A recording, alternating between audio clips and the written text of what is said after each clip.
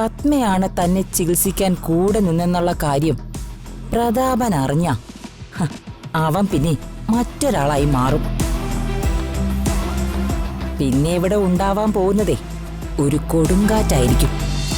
ഞാനും 1-2 പ്രാവശ്യമേ സിസ്റ്ററെ കൃത്യമായിട്ട് കണ്ടിട്ടുള്ളൂ.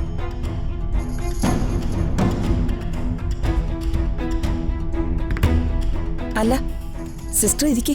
അയ്യോ, സാറിന്റെ മുമ്പിൽ ഇരിക്കാനോ? ഞാനില്ല.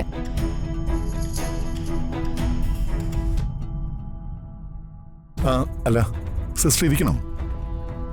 വേണ്ട സർ. സിസ്റ്റർ ഇരിക്കേ. ഞാനേ സിസ്റ്റർക്ക് എന്തെങ്കിലും കുടിക്കാൻ എടുത്തോണ്ട് വരാം. അതിന് ചേച്ചി എന്തിനാ പോകുന്നേ? യാമിനി എടുത്തോണ്ട് വരുമല്ലോ. ആ എങ്കി യാമിനി ചെല്ല്. സിസ്റ്റർക്കേ ജ്യൂസ് എടുത്തിട്ട് വാ. യാമിനി ചെല്ല്.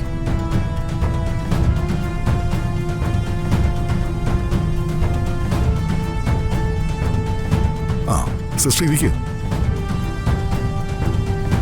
ഇരിക്കേ സിസ്റ്റർ. വാ സിസ്റ്റർ ഇരിക്കേ. ഇരിക്കേ.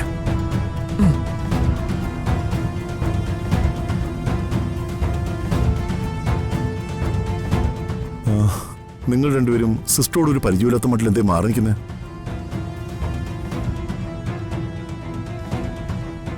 നിങ്ങളല്ലേ സിസ്റ്റർ ഇവിടേക്ക് അപ്പോയിന്റ് ചെയ്തേ?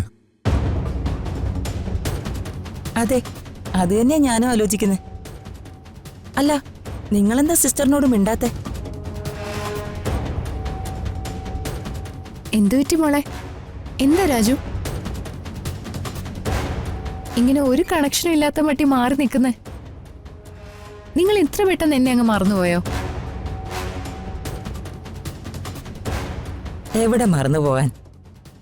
സിസ്റ്ററെ ഈ വീട്ടിലേക്ക് വരുത്താനേ ഏറ്റവും കൂടുതൽ താല്പര്യം കാണിച്ചത് ഇവർ രണ്ടുപേരും അല്ലേ? പക്ഷേ ഇവർക്ക് രണ്ടുപേർക്കും ഇപ്പൊ എന്തോ ഒരു ടെൻഷനുള്ള പോലെ. എന്താ രാജു? ഒന്നുമില്ല സാർ. ഇവർക്കേ ആ ദുര്യോധനൻ പാണ്ഡവരുടെ പുതിയ വീടായ ഇന്ദ്രപ്രസ്ഥത്തിലേക്ക് ചെന്നപ്പോ ഉണ്ടായ ഒരു വെപ്രാളം ഇല്ലേ, അതാണെന്നാ തോന്നുന്നേ. വെപ്രാളമല്ല, സ്ഥലജല വിഭ്രാന്തിയാ.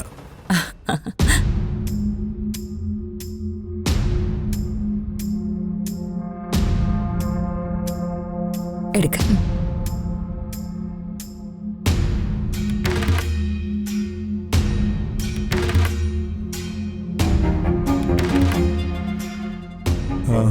സിസ്റ്റർ ഇപ്പൊ എവിടെയാ താമസിക്കുന്നേ? ഞാനതൊക്കെ വിശദമായിട്ട് പറയാം. അതിനു മുമ്പ് എനിക്ക് സാറിനോട് പേഴ്സണലായിട്ട് ചില കാര്യങ്ങൾ സംസാരിക്കാനുണ്ട്. നമുക്കൊന്ന് മാറി നിന്നാലോ? അതിനെന്താ, സിസ്റ്റർ വരൂ, നമുക്ക് സിറ്റോടെ ഇരിക്കാം.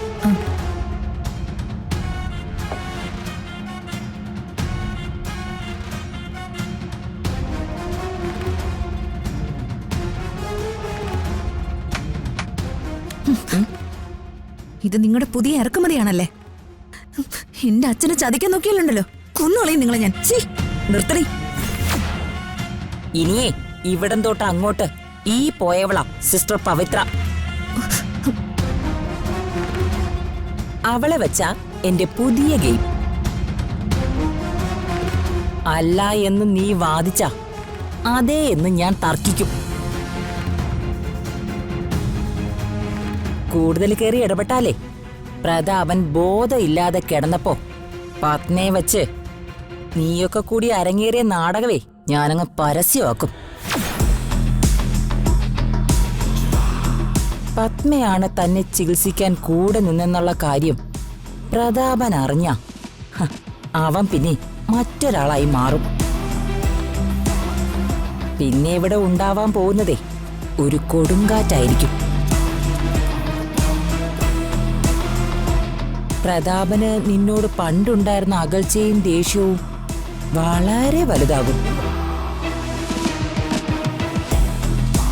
ഇനി അതല്ല, ഇത് സിസ്റ്റർ പവിത്രയേ അല്ല, അത് പത്മാവതിയാണെന്ന് നീ സ്ഥാപിക്കാൻ നോക്കിയാ ഞാനേ അടുത്ത പ്ലാൻ ഇറക്കും. പവിത്ര ചെയ്ത പുണ്യപ്രവൃത്തി നിന്റെ അമ്മ ചെയ്തതാണെന്ന് വരുത്തി തീർക്കാനുള്ള നിന്റെ കള്ളക്കളിയാണെന്ന് ഞാനങ്ങ് സ്ഥാപിക്കും. എന്തായാലും ഈ ചതുരംഗ കളിയിൽ ജയിക്കുന്നതേ ഞാൻ തന്നെയായിരിക്കും. ഈ ഞാൻ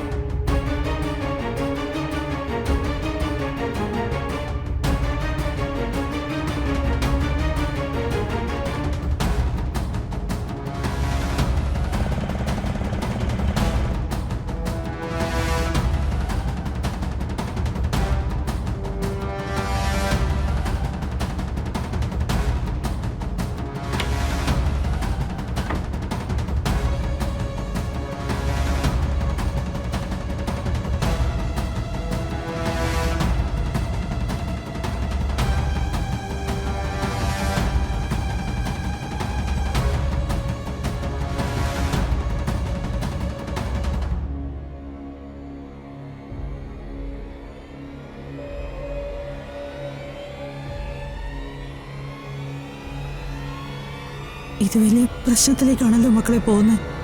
അതെ ചെറിയമ്മ, അതന്നെ ഞാൻ ആലോചിക്കുന്നത്. ഈ പ്രോബ്ലം എങ്ങനെ സോൾവ് ചെയ്യും?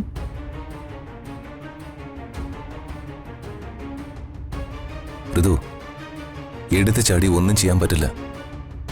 ശരിക്കും ആലോചിച്ചിട്ട് വേണം ചെയ്യാൻ. നമുക്ക് പറ്റുന്ന ചില ബുദ്ധിമോശങ്ങള് വലിയ വലിയ കുഴപ്പങ്ങളായി മാറാൻ പാടില്ല. ഇവരുടെ മനസ്സിലേക്ക് തീ കോരിയിടാൻ അവസരം തന്ന ദൈവത്തിന് ഒരുപാട് നന്ദിയുണ്ട്. ചുരുക്കത്തിൽ പറഞ്ഞ ഈ ഹോം നേഴ്സ് എന്നൊക്കെ പറഞ്ഞ വളരെ റിസ്ക് ഉള്ള ജോലി തന്നെയാണല്ലേ? റിസ്ക് എന്നല്ലല്ലോ സർ അതിനെ പറയേണ്ടത്. ഇതൊരു സേവനമല്ലേ? പുണ്യപ്രവൃത്തി എന്നാ ഇതിന് പറയേണ്ടത്. ഒരു നേഴ്സ് എന്ന് പറഞ്ഞ മാലാഖ തന്നെയാ.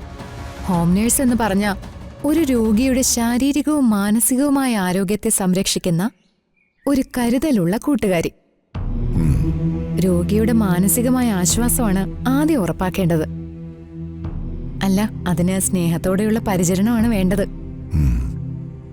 അല്ല സിസ്റ്റർ, ഇത് സ്വയം തിരഞ്ഞെടുത്ത് തന്നെയാണോ ഈ നേഴ്സിംഗ് പ്രൊഫഷനൊക്കെ? സാറ് പൊളിറ്റീഷ്യനായത് ആരെങ്കിലും പറഞ്ഞിട്ടാണോ? ഓ, സാറിന്റെ ബ്ലഡിൽ അതാണ് ഉണ്ടായിരുന്നത്, സർവീസ്. മറ്റൊരർത്ഥത്തിൽ എന്റെ ബ്ലഡിലും അത് തന്നെ, സർവീസ്. പത്മയെടുത്തി അവിടുന്ന് പോന്നു എന്നല്ലേ പറഞ്ഞേ? അതെ ചെറിയമ്മേ. ദൈവമേ, ഇനി ഏട്ടത്തിയും കൂടെ വന്നാ